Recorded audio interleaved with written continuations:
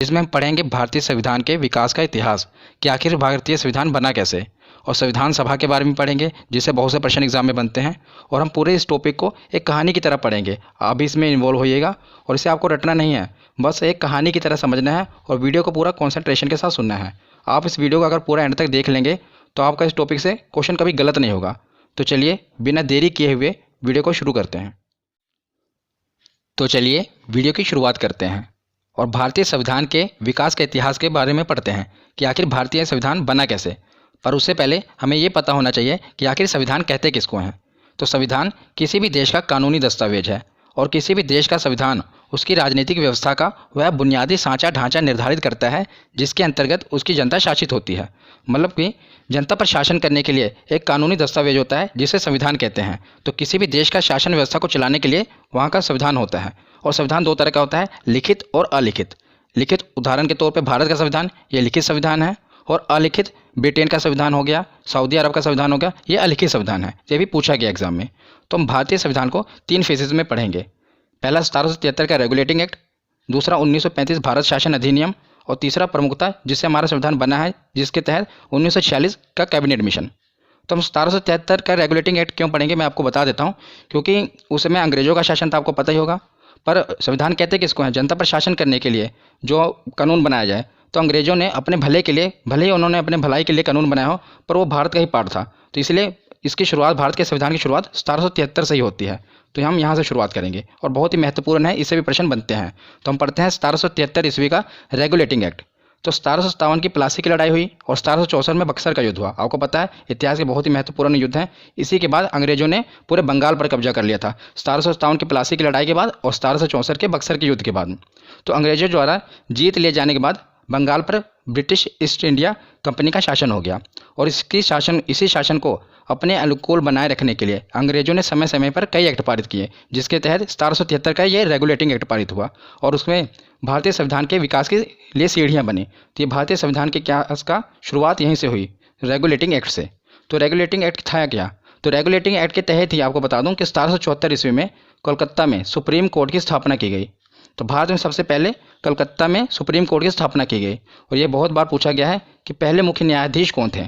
तो पहले मुख्य न्यायाधीश थे एलिजा इम्पे। कौन थे? Elijah Impey. ये पूछा गया है, महत्वपूर्ण है। उसके बाद हम देखते हैं 1935 का भारत शासन अधिनियम। बहुत ही महत्वपूर्ण है, क्योंकि जो आज आप संविधान देख रहे हैं हमारा, उस संविधान में 60% हिस्सा 1935 के भारत शासन अधिनियम से ही लिए गए हैं। कुछ भाग तो हूबहू लिए गए हैं और कुछ में थोड़ा सा बदलाव किया गया है। तो बहुत ही महत्वपूर्ण है और इससे बहुत से प्रश्न बनते हैं। तो भारतीय संविधान का बहुत सा भाग, मैंने जैसे आपसे बताया ना, कि इसी अधिनियम से लिया गया है। क्वेश्चन बनता है कि भारत का जो संविधान बना है उसका मुख्यतः पार्ट किससे लिया गया है? तो याद रखिएगा 1935 के भारत शासन अधिनियम से। ये अंग्रेज लेकर आए थे और इसी अधिनियम द्वारा म्यांमार को भारत से अलग कर दिया गया। कि जो म्यांमार भारत से अलग कर दिया गया, पहले भारत का हिस्सा हुआ था म्यांमार, जिसे बर्मा कहते थे, उसे 1935 का भारत शासन अधिनियम द्वारा ही भारत से अलग किया गया। और इसी के अंतर्गत भारत में रिजर्व बैंक की स्थापना की गई, जिसे भारतीय रिजर्व बैंक कहते हैं। इसकी स्थापना कब हुई थी? 1 अप्रैल 1935 में भारत में आरबीआई की स्थापना हुई थी। तो ये किसके तहत हुई थी? तो 1935 का भारत शासन अधिनियम के तहत। तो उसके बाद हम देखते हैं 1946 ईस्वी में कैबिनेट मिशन का गठन। तो इसी कैबिनेट मिशन के गठन के तहत जो हमारा आप संविधान देख रहे हैं, आधुनिक संविधान, इसी मिशन, कैबिनेट मिशन के अंतर्गत ही बना है।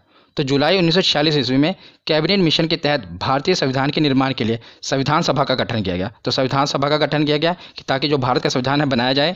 तो संविधान सभा के सदस्यों की संख्या बहुत बार एग्जाम में पूछा गया है। तो याद रखिएगा 389।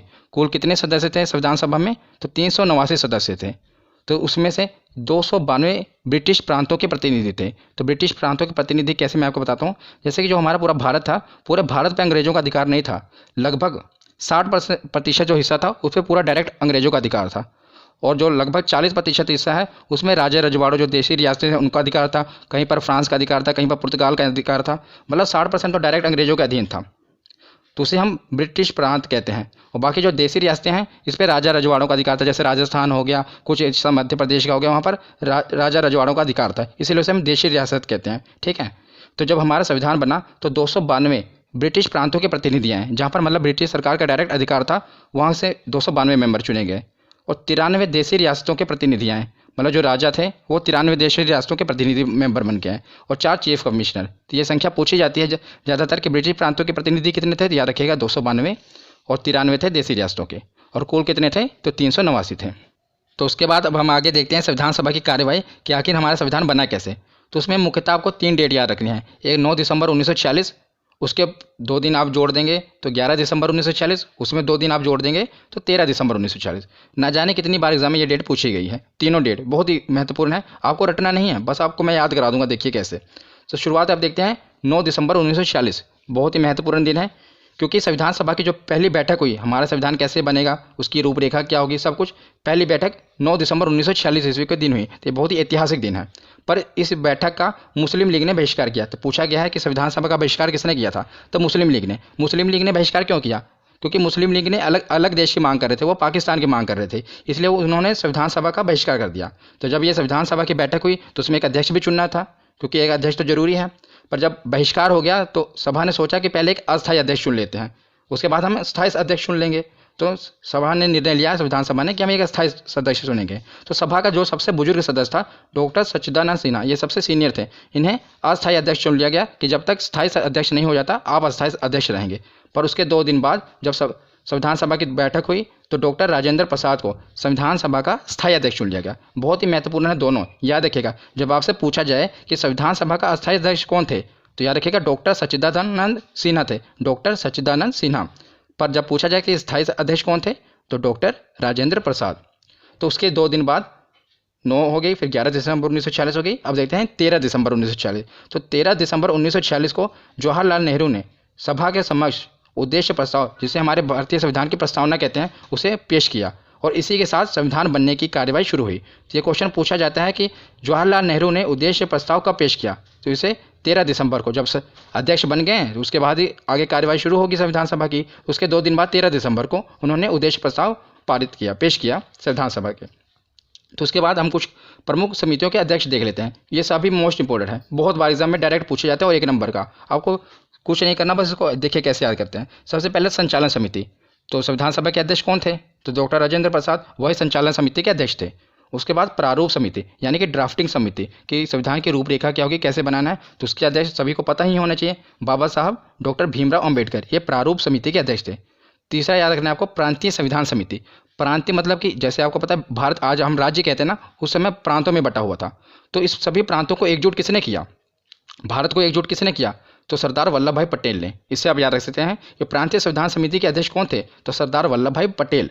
उसके बाद देते हैं संघीय संविधान समिति। संघ मतलब कि केंद्र, तो हमारे पहले प्रधानमंत्री पंडित जवाहरलाल नेहरू संघीय संविधान समिति के अध्यक्ष थे। और राष्ट्रीय ध्वज संबंधी समिति जो बनी थी उसके अध्यक्ष कौन थे, तो ये भी एसएससी में पूछा गया था कि राष्ट्रीय ध्वज संबंधी समिति के अध्यक्ष कौन थे, तो डॉक्टर राजेंद्र प्रसाद। आपको ये 5 याद होना चाहिए और बहुत ही महत्वपूर्ण है, या आपको याद भी हो गए होंगे क्योंकि ज़्यादा इसमें कुछ डिफिकल्ट नहीं है। उसके बाद हम देखते हैं कि आपको पता है कि मुस्लिम लीग ने संविधान सभा का बहिष्कार कर दिया क्योंकि वो अलग देश की मांग कर रहे थे। तो आखिर दिन आ ही गया कि 3 जून 1947 को यह घोषणा कर दी गई कि भारत का बंटवारा होगा। भारत का बंटवारे की घोषणा कब की गई, तो 3 जून 1947 को। तो भारत जो है अपना आज़ादी दिवस 15 अगस्त 1947 को मनाता है, पर पाकिस्तान अपना आज़ादी दिवस 14 अगस्त 1947 को मनाता है। तो जब देश का विभाजन हो गया तो उसके बाद जो संविधान सभा बैठी थी उसका पुनर्गठन हुआ। तो 31 अक्टूबर 1947 को संविधान सभा का पुनर्गठन किया गया। पुनर्गठन क्यों किया गया, क्योंकि जो पहली संविधान सभा बैठी थी उसमें तो जो पाकिस्तान के सदस्य थे वो भी तो इंक्लूड थे ना। जो पाकिस्तान की जो देशी रियासतें थी, जो वहाँ के राजा थे और जो वहाँ के प्रांतों के ब्रिटिश प्रांतों के प्रतिनिधि थे वो भी सम्मिलित थे। लेकिन जब पाकिस्तान एक अलग देश बन गया, इधर बांग्लादेश जो आज हम पहले पूर्वी पाकिस्तान वो भी बन गया, तो जो उसके राजा रजवाड़े थे वो हमारे संविधान में क्यों भाग लेंगे। तो इसीलिए अब क्या हुआ, सदस्यों की संख्या कम हो गई। पहले कितने थे, तो याद रखना पहले थी 389, 389। अब कितनी हो गई, तो 299। जब आपसे प्रश्न बनेगा तो ऐसा पूछा जाता है कि संविधान सभा की जब पहली बैठक हुई तो उसमें कुल सदस्य कितने थे, तो याद रखिएगा 389। तो जब पूछा जाएगा कि जब भारत का विभाजन हो गया तो जब संविधान सभा का पुनर्गठन के बाद कितने सदस्यों की संख्या हो गई, तो 299। इसमें कंफ्यूज ना होइएगा क्योंकि कम हो जाएंगी ना, या बस ये पहले 389 थी उसके बाद कम होकर 299 हो गई। तो जब 299 होगी तो प्रांतीय सदस्यों में भी कमी आएगी, तो 229 ब्रिटिश प्रांतीय सदस्य थे और राजे रजवाड़ों में भी कमी आएगी। तो पहले जो 70, अभी कितने हो गए 70, और पहले कितने थे, तो पहले मैं आपको बताऊँ तो पहले थे 93, और अब कमी हो गई कितने हो गए 70। और पहले ये प्रांतीय सदस्य कितने थे, तो प्रांतीय सदस्य 292, और अब कम हो गए कितने हो गए 229। ये तो ऐसे ही है, देखो 92, ये जो 2 है इधर उठा के इधर रख दिया इन्होंने, बस 229 हो गए। इसको आप ऐसे याद कर सकते हैं। जब 229 ये हो गए तो बचे 299 में कितने, तो 70 देशी रियासतों के सदस्य हो गए। ठीक है ना, ये भी आपको याद रखने हैं। तो उसके बाद हम देखते हैं कि ये जब सभा का पुनर्गठन हुआ तो उसके बाद संविधान बनने की कार्यवाही तेज हो गई। तो दुनिया भर के संविधान को बारीकी से परखने के बाद बाबा साहब भीमराव अंबेडकर ने भारतीय संविधान का मसौदा तैयार किया। तो उन्होंने मतलब दुनिया भर के जितने भी संविधान हैं उनको बारीकी से परखा और उसमें से अच्छे अच्छे विचारों को उठाया, अच्छे अच्छे कानून को उठाया। तो जो संविधान के स्रोत है इससे भी प्रश्न बनते हैं। तो मैं इसका जो सेकंड पार्ट है वो संविधान के स्रोत कि मतलब कहाँ से क्या उठाया गया वो भी आपको बताऊंगा। तो बहुत ही इंपॉर्टेंट वीडियो है, बस मैं नेक्स्ट वीडियो वही अपलोड करूँगा, इसलिए आप अपने चैनल को सब्सक्राइब जरूर कर लें। तो दुनिया भर के कानूनों को, संविधान को बारीकी से परखने के बाद बाबा साहब भीमराव अंबेडकर ने भारतीय संविधान का मसौदा तैयार किया और आखिर वो दिन आ गया कि 26 नवंबर 1949 को भारतीय संविधान पूरी तरह से बनकर तैयार हो गया और इसे संविधान सभा द्वारा पारित कर दिया गया। तो उस समय कुल कितने मेंबर थे, तो याद रखिएगा जब सभा का पुनर्गठन हुआ तो 299 मेंबर थे ना, तो उनके हस्ताक्षर हुए और उसके बाद ये जो है संविधान बनकर तैयार हो गया। इसीलिए 26 नवंबर को संविधान बनकर तैयार होता है, इसीलिए 26 नवंबर को संविधान दिवस मनाया जाता है। ये भी याद रखिएगा, महत्वपूर्ण है। पर 26 नवंबर को संविधान बन तो गया, पर इसे लागू कब किया गया, तो 26 जनवरी 1950 को लागू किया गया। इसके पीछे भी कारण है कि संविधान बना 26 नवंबर को, पर लागू 26 जनवरी 1950 को क्यों किया गया। इसके पीछे एक ऐतिहासिक दिन का कारण है कि 26 जनवरी 1930 को कांग्रेस ने प्रथम स्वतंत्रता दिवस मनाया था। उसमें भले ही हम गुलाम थे, पर कांग्रेस ने क्या किया था, आपको मैंने कांग्रेस अधिवेशन में बताया हुआ ना। कांग्रेस अधिवेशन की अगर आपने वीडियो नहीं देखी तो माई बटन में उस वीडियो का लिंक दे दूंगा, उसे देख लेना। मैंने उसमें जितने भी कांग्रेस अधिवेशन हुए सबके बारे में बताया है। तो 26 जनवरी 1930 को रावी नदी के तट पर जवाहरलाल नेहरू ने भारतीय झंडा लहरा दिया और कहा कि आज से हम आज़ाद हैं। भले ही उस समय गुलाम थे, लेकिन उन्होंने आज़ादी दिवस उसी दिन से मनाया और उसके बाद हर 26 जनवरी को कांग्रेस आज़ादी दिवस मनाती थी। इसीलिए भारत भले 15 अगस्त को आज़ाद हो गया, लेकिन उन्होंने 26 जनवरी 1950 को भारतीय संविधान लागू करके इस दिन गणतंत्र देश बन गया और गणतंत्र दिवस मनाया। इसलिए ये ऐतिहासिक दिन है 26 जनवरी का। तो 26 जनवरी 1950 को भारतीय संविधान लागू कर दिया गया और भारत एक गणतंत्र देश बन गया। ठीक है ना। उसके बाद हम देखते हैं संविधान से कुछ रिलेटेड फैक्ट देख लेते हैं जो कि हमारे एग्जाम में पूछे जाते हैं। तो संविधान निर्माण की प्रक्रिया में कुल कितने दिन लगे थे, तो 2 वर्ष 11 महीने और 18 दिन लगे थे। कितने दिन, 2 वर्ष 11 महीने और 18 दिन। और जो संविधान के प्रारूप पर कुल कितने दिन बहस हुई थी, जो संविधान सभा बैठी थी, ऐसा नहीं कि ऐसे संविधान बन गया, उसमें बहस हुई थी। तो जैसे आप देखते हैं ना संसद में बहस होती है किसी कानून बनने पर, तो कुल 114 दिन की बहस हुई थी संविधान बनने के लिए। और संविधान के निर्माण पर कुल खर्च कितना आया था, तो एग्जैक्ट बताऊं तो आपको 63,96,729 रुपये, लगभग आप जान लीजिए कि 64 लाख रुपये का खर्च आया था हमारे संविधान को बनाने में। और जब संविधान बना था तो इसमें कुल कितने 22 भाग, 395 अनुच्छेद और 8 अनुसूचियाँ थी। पर वर्तमान समय में 8 में आप बस 4 ऐड कर दीजिए, 12 अनुसूचियाँ। तो भाग उतने ही हैं 22 भाग, और अनुच्छेद भी 395 हैं और अनुसूचियाँ कितनी हो चुकी हैं 12। हालांकि 395 अनुच्छेद में ए बी ऐसे 395 ए 395 बी कर करके लगभग 450 अनुच्छेद हो चुके हैं, पर मूल रूप से 395 अनुच्छेद हैं। उसके आगे ऐड हुए हैं ऐसे 395 ए 395 बी, पर जो संख्या 395 की है। अब आप देखें तो लगभग 450 अनुच्छेद हो चुके हैं, पर मूल रूप से कितने हैं, 395 अनुच्छेद ही हैं। पर अनुसूचियाँ जरूर बढ़ी हैं 4, पहले 8 अनुसूचियाँ थी, अब 12 अनुसूचियाँ हैं। तो उसके बाद हम देखते हैं कि संविधान सभा द्वारा कुछ अन्य कार्य किए गए थे, ये भी महत्वपूर्ण है हमारे एग्जाम के लिए। तो संविधान सभा ने 22 जुलाई 1947 को राष्ट्रीय ध्वज को अपनाया।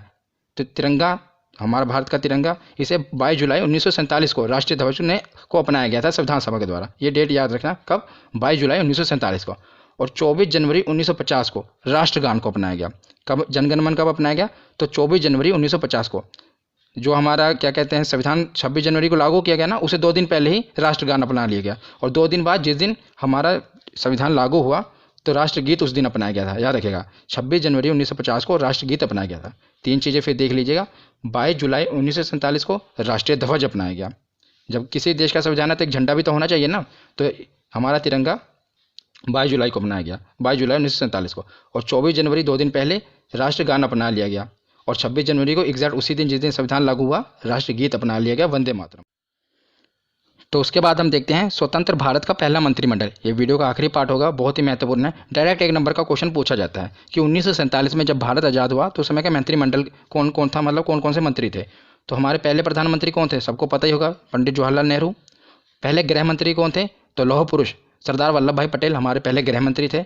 और शिक्षा मंत्री कौन थे, तो उस समय हमारे शिक्षा मंत्री बहुत ही काबिल व्यक्ति मौलाना अबुल कलाम आज़ाद जी थे। तो बहुत ही महत्वपूर्ण है कि हमारे शिक्षा मंत्री कौन थे, मौलाना अबुल कलाम आज़ाद। और पहले रेलवे मंत्री, तो ये भी आपके लिए इंपॉर्टेंट है, डॉक्टर जॉन मथाई हमारे पहले रेलवे मंत्री थे। और श्रम मंत्री तो जगजीवन राम, रक्षा मंत्री कौन थे? तो बलदेव सिंह। ये बलदेव सिंह एसएससी में पूछा गया क्वेश्चन है कि हमारे पहले रक्षा मंत्री कौन थे। तो इसको आप याद करने के लिए मैं अगर आपको ट्रिक बता दूं, वैसे याद होना चाहिए पर ट्रिक के लिए अगर आप देखें तो रक्षा मंत्री, देखिए रक्षा करना है तो बलवान व्यक्ति होना चाहिए जिसके अंदर भुजाओं में बल हो, इसलिए आप बलदेव याद रखना कि बलदेव होगा, अगर वो बलवान होगा तभी तुम्हारी देश की रक्षा कर पाएगा, क्योंकि एसएससी में पूछा गया इसलिए मैं आपको इसकी ट्रिक बता रहा हूँ। ये इंपॉर्टेंट है कि हमारे पहले रक्षा मंत्री कौन थे? तो बलदेव सिंह थे। और पहले स्वास्थ्य मंत्री तो राजकुमारी अमृत कौर, ये हमारी पहले स्वास्थ्य मंत्री थी। और हमारे उस समय के वित्त मंत्री कौन थे? तो आर के शनमुगम शेट्टी। बैंकिंग एग्जाम में ज़्यादातर पूछा जाता है कि हमारे पहले फाइनेंस मिनिस्टर कौन थे, तो याद रखिएगा आर के शनमुगम शेट्टी। संविधान के स्रोत का मतलब है कि जो हमारा भारतीय संविधान बना है इसमें कई देशी स्रोत भी हैं और कई विदेशी स्रोत। देशी स्रोत मतलब जब तक हम अंग्रेजों का राज रहा वो कई अधिनियम और एक्ट लेकर आए थे भारत में, तो हमने अपने संविधान में उसे भी सम्मिलित किया है। और कई विदेशी स्रोत हैं, मतलब जो कि विदेशों के संविधान है उससे भी अच्छे अच्छे कानूनों को हमने सम्मिलित किया है हमारे भारतीय संविधान में। तो ये देशी और विदेशी स्रोत हम दोनों पढ़ेंगे। तो दुनिया भर के संविधान को बारीकी से परखने के बाद बाबा साहब भीमराव अम्बेडकर जी ने भारतीय संविधान का मसौदा तैयार किया। और भारतीय संविधान के अनेक देशी और विदेशी स्रोत हैं। तो देशी स्रोत हम पहले पढ़ लेते हैं। तो भारतीय संविधान पर सबसे अधिक प्रभाव भारतीय शासन अधिनियम 1935 का है। भारतीय संविधान के 395 अनुच्छेदों में से लगभग 250 अनुच्छेद इसी में से लिए गए हैं। तो मैंने पिछली वीडियो में आपको डिटेल में बताया था भारत शासन अधिनियम 1935। तो जो हमारा संविधान बना है लगभग मैंने आपको बताया था कि 60% हिस्सा इसी अधिनियम से लिया गया है। तो मतलब ये जो अधिनियम है अंग्रेज ही लेकर आए थे, मैंने पहले भी आपको बताया था, भारत शासन अधिनियम 1935। तो आप जैसे देख ही रहे हैं कि हमारा जब संविधान बना था उसमें 395 अनुच्छेद थे और लगभग 250 अनुच्छेद इसी भारतीय शासन अधिनियम 1935 से ही लिए गए थे। तो इसका इंपॉर्टेंस बहुत है हमारे भारतीय संविधान में। आप याद रखिएगा जब भी पूछा जाए कि भारतीय संविधान का सबसे महत्वपूर्ण भाग और सबसे ज़्यादा भाग किस में से लिया गया है, तो याद रखिएगा भारत शासन अधिनियम 1935 में से। अब हम देखते हैं कि कुछ विदेशी स्रोत भी लिए गए हैं, जैसे कि अमेरिका से, Britain, Australia, Ireland, Germany, Canada, दक्षिण अफ्रीका, रूस और जापान। इसे हम एक एक करके अभी पढ़ेंगे, पर आपको याद रखना है कि दोनों हैं देशी स्रोत और विदेशी स्रोत। तो ज़्यादातर इंपॉर्टेंट जो है विदेशी स्रोत हैं, इसी हम पढ़ेंगे। तो चलिए आगे देखते हैं। तो जैसा कि मैंने आपको बताया कि जो भारतीय संविधान है इसमें कई विदेशी स्रोत हैं, मतलब हमने कई देशों के संविधान से कानून लिए हैं। तो इस पर कई लोगों ने व्यंग्य कसा और कहा कि भारतीय संविधान विदेशी फलों की टोकरी है, और कई लोगों ने यह कहा कि ये तो विदेशों से लिया गया उधार संविधान है।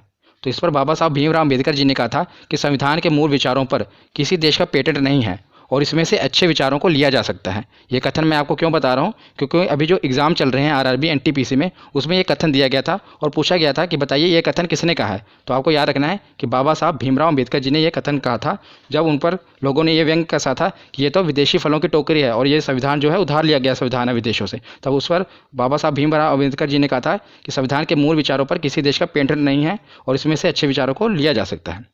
तो अब हम पढ़ते हैं भारतीय संविधान के विदेशी स्रोत, क्योंकि यही इंपॉर्टेंट है और यही एग्जाम में पूछे जाते हैं। तो सबसे पहले हम देखते हैं ब्रिटेन, कि आखिर हमने ब्रिटेन से क्या लिया। तो संसदीय प्रणाली और एकल नागरिकता, ये दोनों पूछे जाते हैं कि संसदीय प्रणाली और एकल नागरिकता हमने ब्रिटेन से ली है। तो इसे हम याद कैसे करेंगे।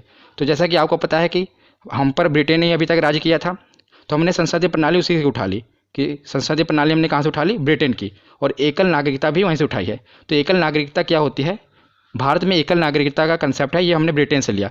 जैसे कि आप देखते हैं कि अमेरिका में दोहरी नागरिकता का कंसेप्ट है। अमेरिका में 50 राज्य हैं, तो मैं आपको उदाहरण के लिए बता रहा हूँ कि अगर कोई कैलिफोर्निया में राज्य में रहता है तो उसे वहाँ की भी नागरिकता लेनी पड़ेगी और अमेरिका की भी नागरिकता लेनी पड़ेगी। अगर और थोड़ा अच्छे तरीके से मैं आपको समझाऊँ तभी तो जैसे धारा 370 हट गई है, उससे पहले जम्मू कश्मीर में भी ऐसे ही था कि अगर कोई जम्मू कश्मीर में रहता है तो उसे जम्मू कश्मीर की भी नागरिकता लेनी होती थी और भारत की भी नागरिकता लेनी होती थी। मतलब दोहरी नागरिकता थी ना, उससे और कहीं किसी राज्य में भी नहीं था, सिर्फ जम्मू कश्मीर में ही था, सिर्फ धारा 370 के कारण। पर अब धारा 370 हट गई है, जिसके कारण जम्मू कश्मीर से लेकर कन्याकुमारी तक अब भारत में एकल नागरिकता का ही कंसेप्ट है, जिसे आप याद रखिएगा। ये बहुत बार एग्जाम में पूछा गया है कि हमने एकल नागरिकता कहाँ से ली है, तो याद रखिएगा हमने ये कंसेप्ट ब्रिटेन से उठाया है। तो नेक्स्ट हम देखते हैं संयुक्त राज्य अमेरिका। ये पहले हम चारों पढ़ लेते हैं, उसके बाद मैं आपको बताऊंगा इसे याद कैसे करना है। तो संयुक्त राज्य अमेरिका से हमने लिया मौलिक अधिकार, निर्वाचित राष्ट्रपति, उपराष्ट्रपति और न्यायालय की व्यवस्था। ये चारों चीज़ें हमने संयुक्त राज्य अमेरिका से ली हैं। तो इसे हम याद कैसे करेंगे। तो जैसा कि आपको पता होगा कि जो संयुक्त राज्य अमेरिका देश है ये दुनिया का सबसे पुराना लोकतांत्रिक देश है। अगर बात की जाए दुनिया के सबसे बड़े लोकतंत्र की तो वो भारत है, पर दुनिया का सबसे पुराना लोकतांत्रिक देश कौन सा है, तो संयुक्त राज्य अमेरिका है।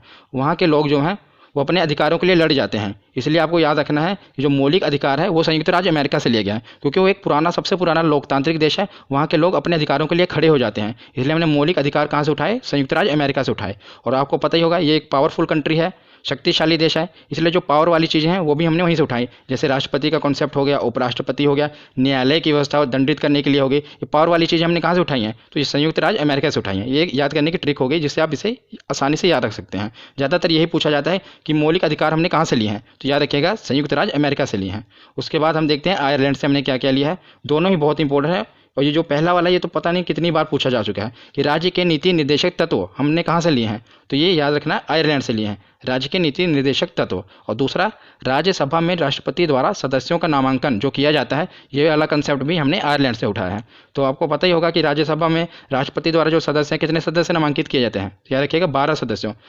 सदस्यों का चयन जो है राष्ट्रपति द्वारा किया जाता है। बाकी तो आपको पता है इंटरनल, वहाँ पर वोटिंग से ही आते हैं, इंटरनल वोटिंग से। और बाकी जो 12 सदस्य हैं वो राष्ट्रपति जो ज़्यादा चुने जाते हैं। कला के क्षेत्र में हो गया, साहित्य के क्षेत्र में हो गया, विज्ञान के क्षेत्र में। था ये कंसेप्ट इसलिए लाया गया था क्योंकि जो राज्यसभा में ज़्यादातर इंटरनल वोटिंग से ही आते हैं, वो राजनेता ही आते हैं। पर बाकी जो लोग हैं उनको भी देश की सत्ता में अधिकार दिया जाए, वो भी जो जिन्होंने देश के लिए अच्छा काम किया है साहित्य में, कला में, विज्ञान में, वो भी इसमें शामिल हो सकें, इसलिए उन्हें भी राष्ट्रपति द्वारा उनका भी चयन किया जाए। तो नेक्स्ट हम देखते हैं जर्मनी। तो जर्मनी से हमने क्या कंसेप्ट उठाया है? तो आपातकाल का सिद्धांत हमने कहाँ से लिया है? जर्मनी से लिया है। तो इसे आप कैसे याद रख सकते हैं? जब आप जर्मनी को पढ़ते होंगे तो आपको दिमाग में एक ही चीज़ आ जाती है कि हिटलर के बारे में। तो हिटलर आपको पता था कि तानाशाह था। तो जब हिटलर ने राज्य किया जर्मनी पर, तो जर्मनी पर कोई लोकतंत्र नहीं था। मतलब एक आप ऐसे याद रख सकते हैं कि उस समय पूरा इमरजेंसी की हालत थी, आपातकाल की हालत थी जर्मनी में, क्योंकि कोई भी लोकतंत्र नहीं था, जनता अपनी आवाज़ उठा नहीं सकती थी, इसलिए पूरा आपातकाल की हालत थे। मतलब एक कहानी की तरह मैं आपको बता रहा हूँ, क्योंकि अगर आप कोई भी चीज़ अगर आपको याद रखनी है, तो आप अगर उसके पीछे एक मनगढ़ंत कहानी बना लेंगे ना, तो आपको कभी भूलेगी नहीं। इसलिए मैं आपको एक कहानी से रिलेट कर रहा हूँ। जब भी आपके दिमाग में जर्मनी आएगा तो आपके दिमाग में देखना आपातकाल जरूर आ जाएगा। इसलिए इससे आप इसको बहुत देर तक याद कर सकते हैं बिना रिवीजन के। तो इसलिए आप याद रखेंगे जो जर्मनी है, इससे कहानी आपातकाल कहाँ से लिया गया? तो जर्मनी से लिया गया। उसके बाद हम नेक्स्ट देखते हैं जापान। तो जापान द्वारा क्या लिया गया? तो विधि द्वारा स्थापित प्रक्रिया, ये कहाँ से लिया गया कंसेप्ट? तो जापान से लिया गया। तो नेक्स्ट हम देखते हैं जापान के बाद दक्षिण अफ्रीका। तो दक्षिण अफ्रीका से हमने क्या लिया? संविधान संशोधन। बहुत ही इंपॉर्टेंट है, कई बार पूछा गया है। तो इसे हम देखिए कैसे याद करेंगे। इसकी भी एक कहानी हम अपने आप से बना लेते हैं कि हमने यूरोप से भी कुछ ना कुछ उठा लिया, अमेरिका से भी ले लिया, और अपना एशिया से भी ले लिया, जापान से लिया ना, लेकिन अभी तक हमने अफ्रीका कॉन्टिनेंट से कुछ भी नहीं लिया। तो अफ्रीका में देखा जाए तो सबसे विकसित देश कौन सा है? तो साउथ अफ्रीका। तो साउथ अफ्रीका से हमने उठा लिया संविधान संशोधन। तो संविधान में अगर कुछ भी अमेंडमेंट करनी है, संशोधन करना है, तो वो वाला कंसेप्ट हमने कहाँ से उठाया? तो दक्षिण अफ्रीका से। मतलब इस कहानी से आप इसको याद रख सकते हैं कि हमने हर जगह से उठा लिया, लेकिन अफ्रीका से कुछ नहीं लिया। तो अफ्रीका से सबसे इंपॉर्टेंट चीज़ ले ली कि संविधान में संशोधन करना है। तो अफ्रीका में कहाँ से ली? तो अफ्रीका का जो सबसे विकसित देश है साउथ अफ्रीका, वहाँ से हमने ये ले लिया। उसके बाद नेक्स्ट हम देखते हैं ऑस्ट्रेलिया। तो ऑस्ट्रेलिया से हमने लिया समवर्ती सूची का विभाजन। तो समवर्ती सूची क्या है मैं आपको बताता हूँ। तो समवर्ती सूची में कुछ विषय लिखे हुए हैं कि जिन पर राज्य और केंद्र दोनों ही कानून बना सकते हैं। जैसे कि आपको बता दो स्वास्थ्य, शिक्षा, इस पर राज्य भी अपना कानून बना सकता है और केंद्र भी कानून बना सकता है। तो ये सब कुछ कहाँ लिखा हुआ है कि किस पर राज्य कानून बना सकता है, किस पर केंद्र कानून बना सकता है? तो ये समवर्ती सूची में लिखा हुआ है। तो समवर्ती सूची का जो विभाजन है, ये हमने कॉन्सेप्ट कहाँ से लिया? ये ऑस्ट्रेलिया से लिया। ये भी इंपॉर्टेंट है, संविधान संशोधन वाला ज़्यादा इंपॉर्टेंट। उसके बाद आखिरी में हम देखते हैं हमने रूस से क्या लिया। तो रूस से लिया हमने मौलिक कर्तव्य। जैसा कि हमने हर कुछ जनता की भलाई के लिए कानून नियम बनाए, लेकिन जनता का भी तो कुछ कर्तव्य बनता है अपने देश के प्रति, इसलिए हमने मौलिक कर्तव्य लिए हैं रूस से। तो ये पूछा गया, ये बाद में हम संविधान संशोधन किया गया तब इसे डाला गया, इसलिए आखिरी में ले गया था, ये भी पूछा जाता है। तो स्वर्ण सिंह समिति की सिफारिश पर वर्ष 1976 में 42वें संविधान संशोधन द्वारा मौलिक कर्तव्यों को संविधान में शामिल किया गया। ये तीनों चीज़ें काफ़ी इंपॉर्टेंट है। अगर आपसे पूछी जाए कि किस समिति द्वारा, क्योंकि ये बाद में लिया गया था ना मौलिक कर्तव्य, इसलिए पूछ लिया जाता है कि किस समिति की सिफारिश या किस अमेंडमेंट के तहत इसे लिया गया। तो याद रखिएगा स्वर्ण सिंह समिति थी, इसकी सिफारिश पर, वर्ष था 1976, और कौन सा संशोधन था? तो 42वां संविधान संशोधन था। उसके द्वारा मौलिक कर्तव्यों को संविधान में शामिल किया गया था। तो ये हमने कॉन्सेप्ट लिया कहाँ से था? तो रूस से लिया था। तो ये मौलिक कर्तव्य में मैं आपको चीज़ें बता देता हूँ कि क्या क्या लिखा गया है। तो जैसे कि संविधान का पालन करें और उसके आदर्शों, संस्थाओं, राष्ट्रध्वज एवं राष्ट्रगान का आदर करें, ये जनता का मौलिक कर्तव्य बनता है। और उसके बाद सार्वजनिक संपत्ति को सुरक्षित रखें और हिंसा से दूर रहें, यह भी हमारा कर्तव्य बनता है। और भारत की संप्रभुता, एकता और अखंडता की रक्षा करें तथा उसे अक्षुण्ण रखें, यह भी हमारे आम जनता का कर्तव्य बनता है अपने देश के प्रति। तो ऐसी कुछ चीज़ें लिखी गई हैं कि जो हमारे मौलिक कर्तव्य हैं हमारे देश के प्रति। तो इसमें कितने भाग हैं? 22 भाग, 395 अनुच्छेद और 12 अनुसूचियाँ। हालांकि अब इसके अनुच्छेद बढ़कर 470 हो गए हैं, पर मूल रूप से ये 395 अनुच्छेद ही हैं। कैसे? क्योंकि 395 ए, 395 बी, 395 सी ऐसे करके ये जुड़कर लगभग 470 हो चुके हैं। पर हमें याद रखना है कि ये 22 भाग 395 अनुच्छेद और 12 अनुसूचियाँ ही हैं। अब हम इसकी शुरुआत करते हैं। तो इसके पहले हम देखते हैं कि 22 भाग हैं, तो पहले भाग में 1 से लेकर 4 अनुच्छेद हैं और इसमें क्या है, तो संघ एवं उसके राज्य क्षेत्र का वर्णन है। तो जैसे आप कोई भी किताब पढ़ते हैं तो सबसे पहले उसमें क्या होता है, उसकी इंट्रोडक्शन होती है। इसी प्रकार जो भारत का संविधान है, ये भारत किसी भी गणतंत्र देश के लिए, लोकतंत्र देश के लिए उसका जो संविधान है सबसे पवित्र पुस्तक होती है उसकी। तो जो भारत का संविधान है इसमें भी पहले इंट्रोडक्शन ही होगी भारत की। तो पहले अनुच्छेद में क्या है, तो पहले अनुच्छेद में बताया है कि भारत राज्यों का संघ है, इंट्रोडक्शन है। दूसरे अनुच्छेद में बताया है कि नए राज्यों का प्रवेश किया जा सकता है, मतलब जो नए राज्य हैं अगर भारत में शामिल होना चाहते हैं तो अनुच्छेद 2 के तहत इसमें शामिल हो जाएंगे। जैसे कि सिक्किम को हमने भारत में शामिल किया था। और अनुच्छेद 3 में क्या बताया गया है कि राज्यों के क्षेत्रों और सीमाओं और नामों में परिवर्तन किया जा सकता है, मतलब किसी भी राज्य की अगर सीमा है उसको बढ़ाया घटाया जा सकता है और उसके नाम में परिवर्तन किया जा सकता है। तो ये 3 अनुच्छेद आपको याद रखने हैं, ये इंपॉर्टेंट है पहले भाग में। उसके बाद हम देखते हैं भाग दूसरा। तो भाग दूसरा में 5 से लेकर 11 अनुच्छेद हैं जिसमें नागरिकता का वर्णन है। बहुत ही इंपॉर्टेंट है, काफ़ी बार पूछा गया है कि नागरिकता का वर्णन किस में है। तो ऑप्शन में ये ऐसे दिया होता है कि 5 से लेकर 11 अनुच्छेद, 11 से लेकर 16 अनुच्छेद। तो आपको कैसे पता चलेगा कि कौन सा अनुच्छेद है, तो इसे याद करने की बहुत ही अच्छी ट्रिक है। तो इसे आपको कैसे याद रखना है, इसकी ट्रिक है नागपंचमी। नागपंचमी से आप याद रख सकते हैं कि 5 से लेकर 11 अनुच्छेद तक नागरिकता का वर्णन है। कैसे? तो देखिए नागपंचमी का नाग यानी कि नागरिकता का वर्णन, और पंचमी, तो पंचमी मतलब कि 5 अनुच्छेद से ये शुरू है, 5वें अनुच्छेद से शुरू हुआ है ना नागरिकता का वर्णन, 5 से लेकर 11 तक। तो नाग पंचमी से आप इसे याद रख सकते हैं कि नाग पंचमी जब भी आपके दिमाग में आए तो नागरिकता का नाग और पंचमी मतलब कि 5 से शुरुआत हुई है। उसके बाद हम देखते हैं भाग तीसरा। तो भाग तीसरे में 12 से लेकर 35 अनुच्छेद तक है और इसमें मौलिक अधिकार यानी कि फंडामेंटल राइट्स का वर्णन है। तो इसके ऊपर मैं एक स्पेशल वीडियो बना दूंगा पूरे मौलिक अधिकार के ऊपर, क्योंकि काफ़ी इंपॉर्टेंट है। पर इसमें अभी हमें इतना ही जानना है कि भाग तीसरे में मौलिक अधिकार का वर्णन है। तो मौलिक अधिकार कौन कौन से हैं, जैसे कि समानता का अधिकार हो गया, स्वतंत्रता का अधिकार, शोषण के विरुद्ध अधिकार, धार्मिक स्वतंत्रता का अधिकार, संस्कृति और शिक्षा संबंधी अधिकार और संवैधानिक उपचारों का अधिकार। तो अभी हमें इतना जानना है कि 12 से लेकर 35 तक मौलिक अधिकार हैं। उसके बाद हमें देखना है कि भाग 4A, ये काफ़ी इंपॉर्टेंट है, 4 नहीं इतना 4A और इसका जो अनुच्छेद है वो 51A।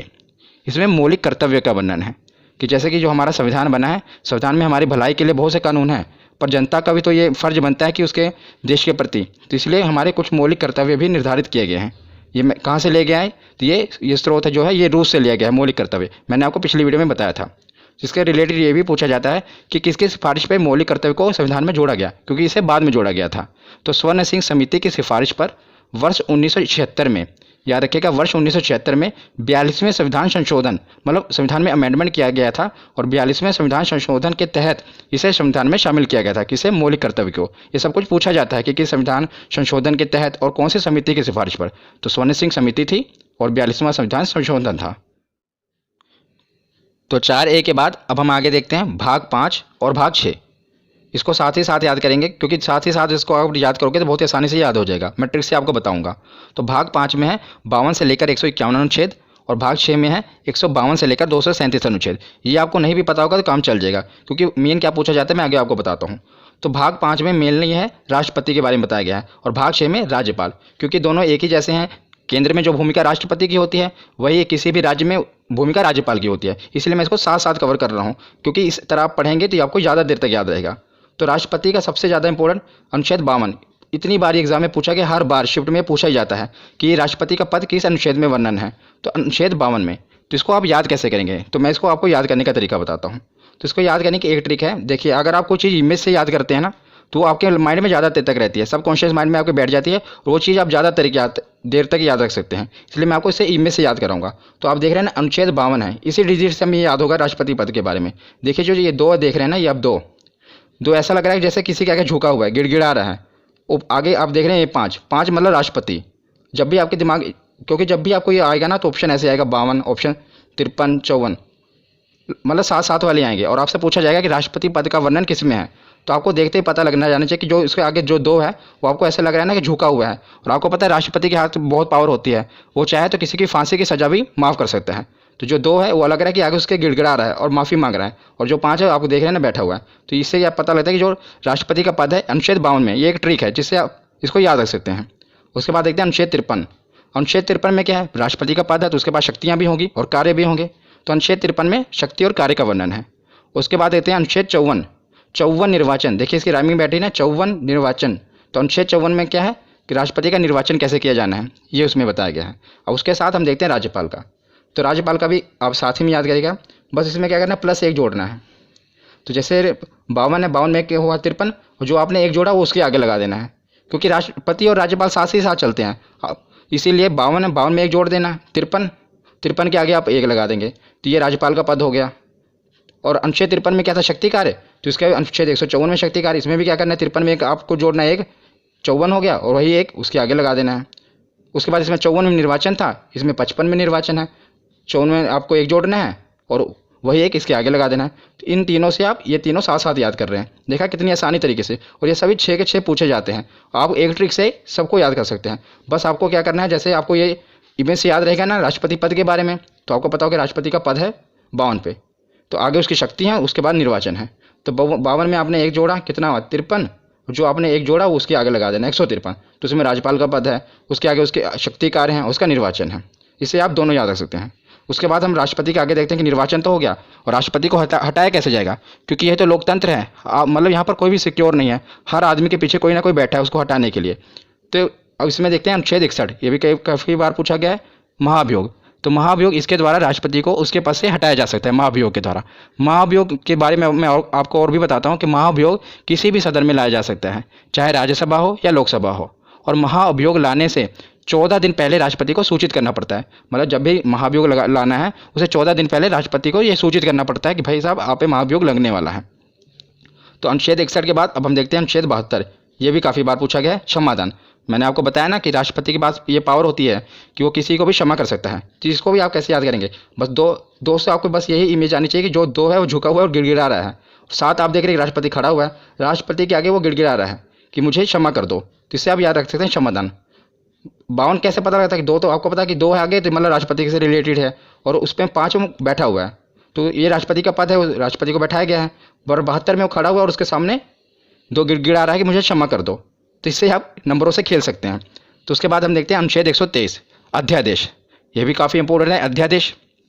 कि अध्यादेश में क्या होता है कि जब लोकसभा और राज्यसभा की बैठक ना चल रही हो और देश में किसी जरूरी कानून की आवश्यकता होती है, तो राष्ट्रपति हस्ताक्षर करके कानून बना सकते हैं, पर मंत्रिमंडल की सिफारिश पर ही वो कानून बना सकते हैं, क्योंकि मतलब मंत्रिमंडल प्रधानमंत्री ही, उनकी सिफारिश पर ही ये कानून बनता है। आपको पता होना चाहिए कि भारत में कानून कैसे बनते हैं। आपको पता है 3 स्टेप होते हैं, पहले स्टेप में लोकसभा में वो पारित होना चाहिए, फिर राज्यसभा में, फिर उसके बाद राष्ट्रपति के हस्ताक्षर होने चाहिए। कितने स्टेप हैं, 1 2 3, बस इसी से आप याद भी रख सकते हैं। देखिए 1 2 3, तो 1 2 3 सीधे ही तीनों स्टेप हटा के सीधे राष्ट्रपति के साइन करा के सीधा कानून बन जाता है। मतलब ये ट्रिक हो गई, 1 2 3, 3 स्टेप होते हैं, पहला लोकसभा, फिर राज्यसभा, फिर राष्ट्रपति। पर अध्यादेश लाकर क्या किया जाता है, इसको खत्म करके सीधा राष्ट्रपति के हस्ताक्षर कराए जाते हैं और कानून बना दिया जाता है। तो अनुच्छेद 123 के बाद हम देखते हैं अनुच्छेद 143। तो अनुच्छेद 143 में क्या है कि राष्ट्रपति को अगर कानूनी सलाह की आवश्यकता होती है तो वो सीधा सुप्रीम कोर्ट से सलाह ले सकता है। पर आपको यह भी याद रखना है कि ये क्वेश्चन पूछा गया कि अगर वो सलाह देते हैं तो क्या वो मानने के लिए बाध्य है राष्ट्रपति, तो आपको ये याद रखना है कि वो बाध्य नहीं है। वो मतलब सुझाव ले सकते हैं, पर ये नहीं है अगर उन्होंने कोई सजेशन दे दी सुप्रीम कोर्ट ने तो राष्ट्रपति उस पर बाध्य नहीं है, वो चाहे तो माने या चाहे तो ना माने। तो आपको याद रखना है 143। ये सभी मैं आपको राष्ट्रपति के रिलेटेड बता रहा हूँ, इसलिए मैंने एक हेडिंग में सारे कवर कर दिए कि जो भी राष्ट्रपति से रिलेटेड है और ये राज्यपाल वाले। उसके बाद हम देखते हैं उपराष्ट्रपति, राष्ट्रपति, उपराष्ट्रपति। तो उपराष्ट्रपति का वर्णन है अनुच्छेद 63 में। किसमें, अनुच्छेद 63 में। तो उसमें बताया गया है कि एक उपराष्ट्रपति होगा, और अनुच्छेद 64 में क्या बताया गया है कि राज्यसभा के सभापति के रूप में वो कार्य करेगा। तो जो उपराष्ट्रपति होगा, आप देखेंगे जो राज्यसभा का सभापति होता है वह भी उपराष्ट्रपति होता है। और मैं आपको एक इंटरेस्टिंग फैक्ट बताता हूँ कि जो उपराष्ट्रपति होता है उसे अपने पद के लिए कोई तनख्वाह नहीं मिलती, मतलब उसे कोई सैलरी नहीं मिलती, पर जो राज्यसभा में वो सभापति के रूप में कार्य करता है उसके लिए उनको वेतन मिलता है।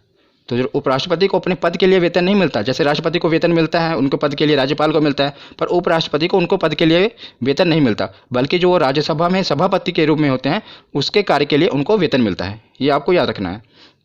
तो हमने राज्यपाल देख लिए, राष्ट्रपति देख लिए, अब हम देखेंगे प्रधानमंत्री और मुख्यमंत्री। ये साथ साथ हम कवर कर रहे हैं। यही होता है कि सिस्टमेटिक वे से पढ़ना, जिससे आप अनुच्छेदों को काफ़ी ज़्यादा देर तक याद रख सकते हैं।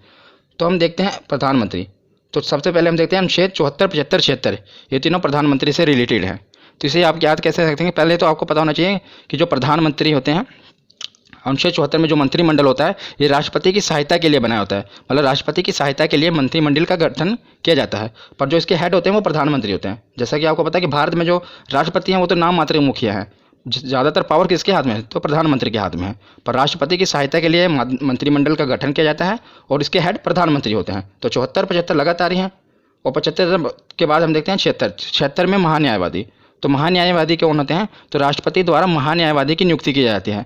महान्यायवादी एक विधि अधिकारी होता है, मतलब कि सीधे शब्दों में आपको बताऊं तो ये कानूनी विशेषज्ञ होते हैं जो भारत सरकार को कानूनी सलाह देते हैं। तो जैसे राष्ट्रपति सुप्रीम कोर्ट से सलाह लेते हैं, इसी प्रकार न्यायवादी होते हैं जिन्हें राष्ट्रपति नियुक्त करता है, पर जो सिफारिश होती है मंत्रिमंडल मतलब प्रधानमंत्री की सिफारिश पर ही राष्ट्रपति नियुक्त करते हैं और ये कानूनी सलाह देते हैं प्रधानमंत्री को। तो तीनों आपको याद रखने हैं। सबसे पहले तो 74 में मंत्रिमंडल, 75 में प्रधानमंत्री उसके हेड और 76 में कानूनी सलाह ले सकते हैं। उसी प्रकार जैसे प्रधानमंत्री है केंद्र के लिए, तो राज्य के लिए कौन होता है, मुख्यमंत्री उसका मुखिया होता है। तो अनुच्छेद 163 में मंत्रिमंडल सेम टू सेम, इसको याद करने की ट्रिक भी एक ही है।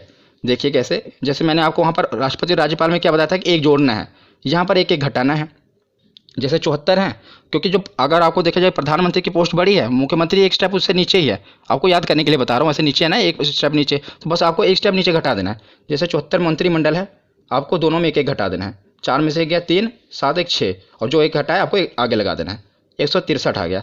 ऐसे आगे 75 में भी करना है तो 164 आ जाएगा, 76 में भी करोगे तो 165। मतलब इन तीनों से आप इन तीनों को याद कर सकते हैं। जैसे राष्ट्रपति के राज्यपाल याद कर लिया, प्रधानमंत्री का याद किया तो मुख्यमंत्री का याद कर लिया। तो तीनों साथ साथ ही हैं। मंत्रिमंडल इसमें 74 में है, अनुच्छेद 163 में मंत्रिमंडल है, इसमें 75 में प्रधानमंत्री हैं, तो 164 में मुख्यमंत्री हैं, और 76 में महान्यायवादी हैं, तो 165 में महाधिवक्ता। मुख्यमंत्री के लिए महाधिवक्ता होता है, जो काम मतलब कि महान्यायवादी प्रधानमंत्री के लिए करता है वही काम महाधिवक्ता मुख्यमंत्री के लिए करता है। और जो महाधिवक्ता है इनकी नियुक्ति कौन करेगा, तो जैसे वहाँ पर राष्ट्रपति करते हैं तो यहाँ पर राज्यपाल करेंगे। तो एक ही ट्रिक से आप इन 6 को याद कर सकते हैं। तो प्रधानमंत्री और मुख्यमंत्री तो हमने देख लिए। अब हम आते हैं संसद पर, क्योंकि कानून कहाँ पर बनेंगे, संसद में। तो ये तो आपको याद ही होगा क्योंकि काफ़ी इंपॉर्टेंट है, आपने याद किया ही होगा। संसद का जो वर्णन है अनुच्छेद 79 में है, 79, और उसके बाद 80 और 81 लगातार ही है, राज्यसभा और लोकसभा। तो कई बार क्या होता है हम इनके क्रम में मिस्टेक कर देते हैं, कई बार हम भूल जाते हैं कि 80 में लोकसभा आएगा या राज्यसभा आएगा। तो इसे याद करना बहुत ही सरल है और इसकी ट्रिक भी सरल है। सा से पहले संसद आएगा, रा से राज्यसभा, ला से लोकसभा, सरल। तो आप इसके क्रम को याद रख सकते हैं, पहले संसद आएगा, फिर राज्यसभा आएगा, फिर लोकसभा आएगा। ये तो केंद्र के लिए होगा। उसी प्रकार राज्य में भी है। तो जैसे केंद्र में बोला संसद है, उसी प्रकार राज्य में है विधानमंडल। मतलब राज्य में कोई कानून बनाना होता है तो विधानमंडल के तहत बनता है। तो विधानमंडल, और विधानमंडल में क्या होता है, विधानसभा और विधान परिषद। ज़्यादातर विधानसभाएं होती हैं और बस केवल 6 राज्य ही हैं जहाँ पर विधान परिषद है। मैं आपको बताऊंगा, ज़्यादातर हर जगह मतलब ज़्यादातर राज्यों में विधानसभा है। तो इसे आप याद कैसे करेंगे, जैसे हमने प्रधानमंत्री मुख्यमंत्री को किया, मतलब प्रधानमंत्री एक स्टेप ऊपर होता है, मुख्यमंत्री नीचे। उसी प्रकार केंद्र तो ऊपर है ना और राज्य नीचे। तो इसको भी ऐसे मतलब टिक बता रहा हूँ आपको, तो इसको भी ऐसे ही घटाना है। 79 है, आपको एक एक घटा देना है। कितना, 9 में से गए 1 8 और 7 में से गए 6, और जो एक घटा है एक आगे लगा देना है। तो 168 वहाँ पर संसद, यहाँ पर 168। एक ही ट्रिक से देखो आप सब याद कर रहे हैं, संसद का वर्णन और यहाँ पर विधानमंडल में। उसके बाद हम देखते हैं लोकसभा। तो लोकसभा 81 है, 81 में भी आपको 11 घटा देना है। 1 में 1 गए 0, 8 में से गए 7, और आगे एक जो घटा है लगा देना है, 170। तो वहाँ पर लोकसभा और यहाँ पर विधानसभा, इसको भी आप याद कर सकते हैं। तो विधानसभा के बाद ये है विधान परिषद। ये मतलब हर जगह नहीं है, सिर्फ केवल 6 राज्यों में है। तो 6 राज्यों में है। ये भी कई बार पूछ लिया जाता है कि बताओ कि विधान परिषद किन किन राज्यों में है। तो इसकी भी एक ट्रिक है, इसकी ट्रिक है टीबी, जुकाम। क्या, टीबी और जुकाम। इसे आप याद रख सकते हैं कि कहाँ कहाँ पर विधान परिषद है। टी से जैसे हो गया तेलंगाना, बी से हो गया बिहार, तेलंगाना और बिहार। जे से जम्मू कश्मीर। तो ये जम्मू कश्मीर पहले था, लेकिन अब जब से ये केंद्र शासित प्रदेश बन गया है तो यहाँ पर विधान परिषद खत्म कर दी गई है। और ये पूछा जाता है कि किस राज्य में विधान परिषद खत्म कर दिया गया है, तो याद रखिएगा अब तो केंद्र शासित बन गया ना, तो जम्मू कश्मीर। तो ये आप ट्रिक है, इसलिए मैंने आपको पूरा बता दिया, पर आपको ये भी याद होना चाहिए कि जे अब खत्म हो चुका है। यू से उत्तर प्रदेश, के से कर्नाटक, ए से आंध्र प्रदेश और एम से महाराष्ट्र। आंध्र प्रदेश भी अब जो है अपनी विधानसभा में उसने ये प्रस्ताव पारित किया है कि हमारे यहाँ विधान परिषद को ख़त्म कर दिया जाए, पर अभी वर्तमान में ख़त्म नहीं हुई है। तो कि 6 राज्यों में अभी भी है, पहले तेलंगाना, बी से बिहार, जम्मू कश्मीर खत्म हो गया। तो 1 2, यू से उत्तर प्रदेश 3, के से कर्नाटक 4, ए से आंध्र प्रदेश 5 और एम से महाराष्ट्र 6। तो मैंने आपको विधान परिषद भी बता दिए क्योंकि ये भी पूछे जाते हैं। तो हमने संसद को भी कवर कर लिया, ट्रिक से और विधानमंडल, विधानसभा और विधान परिषद को भी कवर कर लिया। तो संसद के कुछ और भी अनुच्छेद हैं जो पूछे जाते हैं, मैंने साथ ही कवर कर दिए, उसे भी देख लेते हैं। तो हम आते हैं अनुच्छेद 100 पे। कई बार पूछा गया अनुच्छेद 100 में किसका वर्णन है? निर्णायक मत। निर्णायक मत क्या होता है कि मतलब कि अगर यदि लोकसभा में किसी मुद्दे पर वोटिंग हो रही है और जो वोटिंग है वो बराबर हो जाए, यानी कि निर्णय ना हो पा रहा हो, तो उस समय क्या होता है कि अध्यक्ष महोदय अपना निर्णायक मत देंगे। तो अध्यक्ष महोदय जिस पे अपना मत दे देंगे उसे ही पारित कर लिया जाएगा। मान लीजिए कि वो हाँ के पक्ष में अपनी वोट दे रहे हैं तो कानून को पारित कर दिया जाएगा, ना के पक्ष में अपनी वोट दे रहे हैं तो कानून को पारित नहीं किया जाएगा। मतलब जबकि इसको याद रखना भी आसान है। देखिए 100 है ना, मतलब जब भी 50-50 बात आ जाए कि ना कानून का निर्णय ना हो पा रहा, 50-50 बात आ जाए, 50-50 होते हैं, तो एक वोट जो वहाँ पर अध्यक्ष महोदय हैं उनका निर्णायक मत माना जाएगा। तो अनुच्छेद 100 में निर्णायक मत का वर्णन है। 100 के बाद देखते हैं अनुच्छेद 108। तो अनुच्छेद 108 में संयुक्त अधिवेशन। अधिवेशन कब बुलाया जाता है मैं आपको बताता हूँ। मान लीजिए लोकसभा में कोई चीज़ पे बिल पर बहस चल रही है और कोई निर्णय नहीं लिया जा पा रहा है, तो क्या किया जाता है कि लोकसभा में बिल अटका पड़ा है और राज्यसभा में भी अभी पहुंचा नहीं, तो लोकसभा और राज्यसभा के दोनों की संयुक्त अधिवेशन बुलाया जाता है। ये राष्ट्रपति बुलाते हैं जब वो बहुत ही मतलब जरूरी हो कानून बनाना, तो लोकसभा और राज्यसभा दोनों को बुलाया जाता है, इसलिए संयुक्त अधिवेशन किसमें है? 108 में। उसके बाद देखते हैं अनुच्छेद 110 और अनुच्छेद 117 दोनों आपको याद रखने हैं। 110 में धन अधिवेशन और 117 में वित्त विधेयक। इसको धन विधेयक भी कहते हैं, धन विधेयक और वित्त विधेयक। ये काफ़ी कन्फ्यूजिंग है, धन विधेयक और वित्त विधेयक कई बार पूछे गए हैं। मतलब इसका पूछा क्या जाता है, इसकी डेफिनेशन पूछी जाती है, इसमें होता क्या है ये भी पूछा जाता है कि 10 में क्या है। पहले तो आप याद रखते हैं 10 और धन। 110 में धन अधिवेशन और 117 में विधेयक, धन विधेयक और वित्त विधेयक। तो धन विधेयक क्या होता है? सरल भाषा में आपको बताता हूँ कि सरकार की धन लाने की प्रक्रिया को धन विधेयक कहते हैं। मतलब सरकार की धन जुटाने की प्रक्रिया को धन विधेयक कहते हैं और जुटाए हुए धन को विकास पर खर्च करने की प्रक्रिया को वित्त विधेयक कहते हैं। ये सरल शब्दों में है। और अब मैं आपको थोड़ा और इसको डिफाइन करूं तो जैसे आपको पता है विधेयक 2 प्रकार के होते हैं, धन विधेयक और वित्त विधेयक। धन विधेयक सबसे पहले लोकसभा में प्रस्तुत किया जाता है, ये आपको याद रखना है कि सबसे पहले से कहाँ प्रस्तुत किया जाता है? लोकसभा में प्रस्तुत किया जाता है। और धन विधेयक होता क्या है? जब सरकार को टैक्स से रिलेटेड कोई बिल लाना है, मतलब टैक्स को घटाना है बढ़ाना है, तो उसे धन विधेयक कहेंगे। और सरकार को बोरोइंग यानी कि कर्ज लेना है, तो जो बिल होगा, जो कर्ज लेने के लिए जो बिल पेश किया जाएगा उसे धन विधेयक कहेंगे। मतलब धन जुटाना ही है ना, बोरोइंग करना, कर्ज लेना है।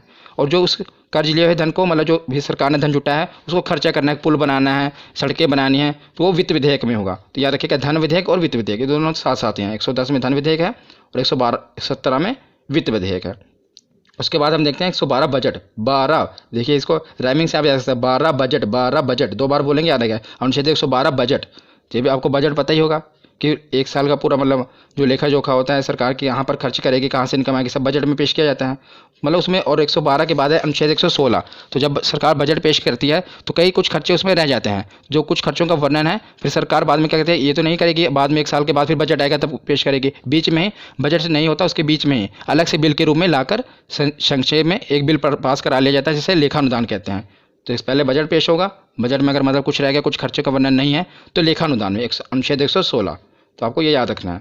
उसके बाद हम देखते हैं, अब हमने प्रधानमंत्री, मुख्यमंत्री, राज्यपाल, उपराज्यपाल सब कवर कर लिए। अब हम आते हैं सुप्रीम कोर्ट, हाई कोर्ट पर। संसद भी हो गया कवर। इस प्रकार आपको पढ़ते जाना क्रम वाइज, इससे आपको याद रहेंगे। अब सुप्रीम कोर्ट और हाई कोर्ट को देखते हैं। तो 124 में सुप्रीम कोर्ट का गठन होगा और 131 में सुप्रीम कोर्ट के अधिकार हैं। तो 124 में क्या है? सुप्रीम कोर्ट का गठन होगा भारत में, और 131 में सुप्रीम कोर्ट के अधिकार हैं, और 148 में सीएजी की नियुक्ति। तीनों आपको याद रखने हैं, तीनों सुप्रीम कोर्ट से रिलेटेड मैंने पहले उठाए हैं। 124, 131 और 148। पहले सुप्रीम कोर्ट का गठन होगा। 131 में बताया कि सुप्रीम कोर्ट की क्या पावर है, कहाँ कहाँ उसका अधिकार क्षेत्र है। और 148 में है कि क्या की नियुक्ति। तो क्या होता है? क्या की फुल फॉर्म है कंट्रोलर एंड ऑडिटर जनरल, और इसकी नियुक्ति भी राष्ट्रपति द्वारा ही की जाती है। इनका काम क्या है कि सरकार द्वारा जो भी खर्चा किया गया, व्यय किया गया है, उसका लेखा जोखा करना है कि सरकार ने जो खर्चा किया, जो घोटाले वगैरह होते हैं कहाँ से पता चलते हैं? वो कैग की रिपोर्ट से ही पता चलता है। जैसे 2G घोटाला होगा, जो भी घोटाले, स्पेक्ट्रम घोटाला हुआ, ये कैग ही रिपोर्ट अपनी पेश करती है, उसी द्वारा ये सब उजागर होता है कि कहाँ पर कितना घोटाला हुआ। तो और इस समय अगर मैं आपसे पूछूं कि कैग कौन है, हमारे कंट्रोलर और ऑडिटर जनरल कौन है, तो गिरीश चंद्र मुर्मू जी हैं कैग, ये भी याद रखना। उसके बाद हम देखते हैं, हमने सुप्रीम कोर्ट देख लिया, 1, 2, 4 और 2, 1, 4 हाई कोर्ट है, 1, 2, 4 सुप्रीम कोर्ट है, और 2, 1, 4 ऐसे आप पढ़ेंगे तो याद रहेगा। 2-3 बार वीडियो को देख लेना, आपको पूरा कभी भूलेगा नहीं। तो अनुच्छेद 2, 1, 4 क्या है कि इसमें बताया गया कि राज्य में एक हाई कोर्ट जरूर होगा, और अनुच्छेद 2, 1, 6 में बताया गया है कि हाई कोर्ट का गठन करना है।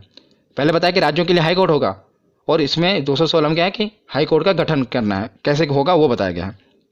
तो हमने सुप्रीम कोर्ट और हाई कोर्ट देख लिया। अब हम देखते हैं, एक मैंने हेड बनाया केंद्र राज्य संबंध।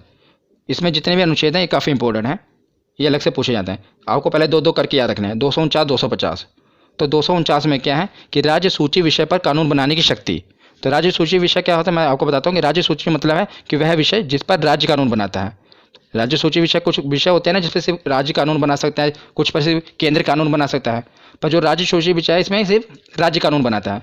पर और मतलब कि विधानमंडल में कानून बनता है, वहाँ यहाँ केंद्र द्वारा बनाया गया तो संसद में बनता है, और मतलब राज्य का विधानमंडल में बनता है। पर कुछ विषय हैं जिस पर संसद भी कानून बना सकती है, उसे अनुच्छेद 249 में रखा गया है कि जो कुछ विषय हैं जिस पर क्या है केंद्र भी कानून बना सकते हैं। और 250 में क्या है कि आपातकाल के दौरान, जब आपातकाल इमरजेंसी लग जाए, उस दौरान भी राज्य सूची के कुछ विषयों पर कानून बनाने की शक्ति केंद्र के पास है। तो दोनों याद रखिएगा, 249 और 250। 250 में आपातकाल के दौरान और 249 मतलब नॉर्मल टाइम पे। उसके बाद देखते हैं 262। कई बार ये पूछा गया है नदी जल विवाद। नदी जल विवाद का वर्णन किसमें, 262। कई बार आप देखते हैं ना कि दो राज्यों के बीच में नदी के जल पर विवाद हो जाता है। जैसे कि अब कोई भी नदी है, वो एक ये तो नहीं देखे कि यूपी यहीं पर रुक जाएगी, वो आगे भी दूसरे राज्य में जाती है ना, तो उसके पानी के लिए विवाद हो जाता है कि कितना पानी। तो एक राज्य मान लो बांध बना लेता है, वो पानी रोक लेता है, तो दूसरा राज्य विवाद खड़ा कर देता है कि हमें पानी प्रॉपर नहीं मिल रहा। तो ये नदी जल विवाद का निपटारा किस में होता है, तो इसका 262 में वर्णन किया गया है। कौन सा अनुच्छेद है, 262।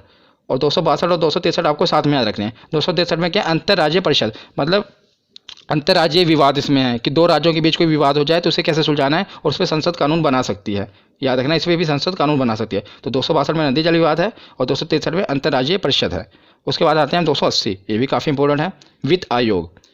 तो 280 में क्या है, वित्त आयोग है। तो वित्त आयोग का काम क्या है, केंद्र और राज्यों के बीच जो कर का वितरण करना है, जो टैक्स है उसका वितरण करना है केंद्र और राज्य के बीच में। इसमें 15वां वित्त आयोग चल रहा है, याद रखिएगा। और जो 15वें वित्त आयोग है, इसके अध्यक्ष कौन है, तो इसके अध्यक्ष हैं एन.के. सिंह। इंपॉर्टेंट है, याद रखिएगा। जो वित्त आयोग है इसके अध्यक्ष कौन है, तो एन.के. सिंह है, और 15वां वित्त आयोग है। उसके बाद हम चलते हैं 312। तो 312 अनुच्छेद में क्या है, आर्टिकल में अखिल भारतीय सेवा। अखिल भारतीय सेवा का दिन क्या क्या आता है, आपको पता होगा, 3 चीज़ें आते हैं, एक IAS, एक IPS और एक IAFS। और ज़्यादा जोर देना IAFS पे, क्योंकि यहीं पर आपसे गलती होगी। क्या गलती होगी, क्वेश्चन ये आया था कि अखिल भारतीय सेवा में निम्नलिखित कौन सी सेवाएं आती हैं। तो आपको 4 ऑप्शन दिए होंगे, एक IAS, एक IPS, एक IAFS, और IAFS 2 बार दिया होगा, मतलब फुल फॉर्म दी होगी। एक IAFS की फुल फॉर्म होती है इंडियन फॉरेस्ट सर्विस, और एक होती है इंडियन फॉरेन सर्विस। तो याद रखिएगा, जो ये वाला IAFS है उसमें है इंडियन फॉरेस्ट सर्विस, कौन सा, वन विभाग वाला। तो यह बहुत इंपॉर्टेंट है, क्वेश्चन भी पूछा गया, इसलिए मैं आपको बता रहा हूँ कि जो अखिल भारतीय सेवा में ये जो IAFS आ रहा है, ये इंडियन फॉरेस्ट सर्विस वाला है, ना कि फॉरेन सर्विस वाला, ये आप याद रखिएगा।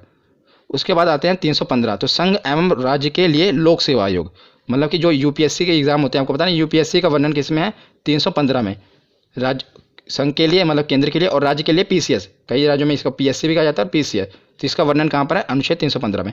312 में अखिल भारतीय सेवा, जिसमें 3 सेवाएं आती हैं, और 315 में UPSC का।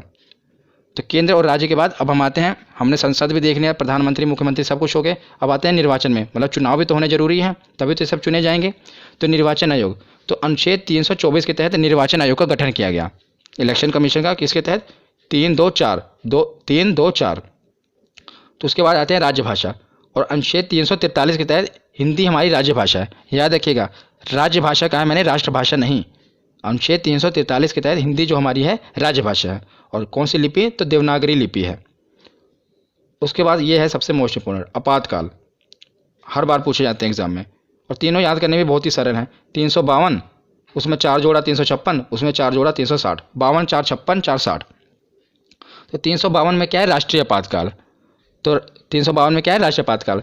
जब देश में, जब राष्ट्रीय आपातकाल कब लगता है, जब देश में दूसरे देश से युद्ध हो जाए, और या कोई आंतरिक विद्रोह हो जाए, पूरे अपने भारत में देश में आंतरिक विद्रोह बड़े पैमाने पर हो जाए, तब राष्ट्रीय आपातकाल लगा दिया जाता है। गांधी के समय भी लगा था, इमरजेंसी लगी थी ना। तो जब देश में दूसरे देश से या तो युद्ध हो रहा हो, जैसे चाइना के साथ युद्ध हो, उस समय इमरजेंसी लगी थी, या पूरा आंतरिक विद्रोह हो गया हो बड़े पैमाने पर, तब राष्ट्रीय आपातकाल लगता है। और 352 के बाद 356 में क्या है, राष्ट्रपति शासन। जब किसी राज्य की मतलब संसदीय व्यवस्था पूरी तरह खत्म हो जाए, तो वहाँ पर राष्ट्रपति शासन लग जाता है। और किसी राज्य की सरकार भी गिर जाए और जब तक चुनाव ना, तब भी आपको पता है राष्ट्रपति शासन लगा दिया जाता है। तो 52 में राष्ट्रीय आपातकाल पूरे भारत में, और 56 में राष्ट्रपति शासन। और 56 के बाद आता है 360, वित्तीय आपातकाल। तो वित्तीय आपातकाल क्या है, जब देश की इकोनॉमिकल कंडीशन आर्थिक जो व्यवस्था है वो बहुत ख़राब हो जाए, तब वित्तीय आपातकाल लग जाता है। पर याद रखिएगा, अभी तक भारत में एक बार भी वित्तीय आपातकाल नहीं लगा है। तो आपसे एक क्वेश्चन पूछा जा सकता है कि बताइए कि निम्नलिखित में से कौन सा आपातकाल अभी तक नहीं लगा है। तो याद रखिएगा 360 में जो है वित्तीय आपातकाल भारत में अभी तक नहीं लगा है। राष्ट्रपति शासन तो बहुत बार लग चुका है और राष्ट्रीय आपातकाल भी लग चुका है, लेकिन अभी तक वित्तीय आपातकाल नहीं लगा है। उसके बाद हम सकते हैं कि संविधान तो बन गया, लेकिन संविधान में संशोधन भी होना जरूरी है कि नए अगर मान लो कोई बदलाव करना है, वो भी तो जरूरी है। और मैंने पिछली वीडियो में जो संविधान के स्रोत हैं, मतलब कहाँ कहाँ से संविधान लिया गया है, पूरा स्पेशल आपको ये बताया कि जो संविधान का संशोधन है कहाँ से लिया गया था, आपको याद होगा। तो अगर आपने पिछली वीडियो देखी होगी तो साउथ अफ्रीका से लिया गया था कि संविधान में संशोधन किया जाना है। तो आपने अगर वो वीडियो नहीं देखी तो देख लेना। तो अनुच्छेद 368 में है कि संविधान में संशोधन किया जा सकता है। इसका वर्णन किस में है? अनुच्छेद 368, 326, 628, 368 में। अब कुछ लास्ट बच्चे हैं, अन्य महत्वपूर्ण है, इससे भी हम पढ़ लेते हैं क्योंकि बाकी सब हेड के अंदर थे। मैंने राष्ट्रपति के अंदर कुछ था, कुछ मुख्यमंत्री के, ये कुछ बचे हुए थे और ये पूछे गए इसलिए मैंने इसे अलग से कवर कर लिया। बस लास्ट ही है। तो अनुच्छेद 17 में है अस्पृश्यता का अंत, मतलब कि छुआछूत का अंत। ये किसमें है? अनुच्छेद 17 में, आर्टिकल 17। उसके बाद आता है अनुच्छेद 29। तो 29 में क्या है? अल्पसंख्यक हितों का संरक्षण। काफ़ी बार पूछा गया है कि प्रोटेक्शन ऑफ माइनॉरिटी, अल्पसंख्यक हितों का संरक्षण किस में है? तो अनुच्छेद 29 में है। तो इसे आप कैसे याद रख सकते हैं? बस उन्हीं नंबरों से खेलिए। 29 धोगी में तो मैंने आपके दिमाग में फिट कर दी। क्या है कि आदमी गिड़गिड़ा रहा है, झुका हुआ है। देखिए, जब तक अल्पसंख्यक थे पहले उनके लिए कोई कानून नहीं था, बेचारे झुके हुए थे। तो जैसे उनके लिए कानून आया वो खड़े हो गए। नो क्या बता रहा है आपको कि वो पूरा एकदम सीना तान के खड़ा है, पहले गिड़गिड़ा रहे थे। तो ये इससे मतलब अनुच्छेद जो 29 है अल्पसंख्यक के हितों का संरक्षण करने के लिए है। नंबर से आप खेलिए, इससे आपको याद रहेगा। 29 के बाद देखते हैं अनुच्छेद 40। 40 में क्या है कि पंचायत राज प्रणाली, इसका वर्णन अनुच्छेद 40 में है। अब लास्ट में देखते हैं अनुच्छेद 32, मोस्ट इंपोर्टेंट है। क्यों इंपोर्टेंट है मैं आपको बताता हूँ। अनुच्छेद 32 क्या पहले ये जान लेते हैं। तो संवैधानिक उपचारों का अधिकार, और इसे heart and soul of Indian Constitution भी कहा जाता है। Heart and soul of Indian Constitution इसे क्यों कहा जाता है? तो अनुच्छेद 32 में ये कहा गया है अगर किसी भी आदमी का, चाहे आम आदमी हो, और उसके अगर फंडामेंटल राइट्स यानी कि मौलिक अधिकारों का हनन हो रहा हो, तो सीधा इसके लिए वो केस सुप्रीम कोर्ट में फाइल कर सकता है। तो इसके खिलाफ मतलब केस में कहाँ डायरेक्ट सुप्रीम कोर्ट में जा सकता है अगर उसके मौलिक अधिकारों का हनन हो रहा हो। इसलिए इसे heart and soul of Indian Constitution कहा गया है। किसे? आर्टिकल 32। तो ये वीडियो आज यहीं पर ख़त्म होती है। कैसी लगी आपको ये वीडियो? कमेंट सेक्शन में ज़रूर बताना। धन्यवाद।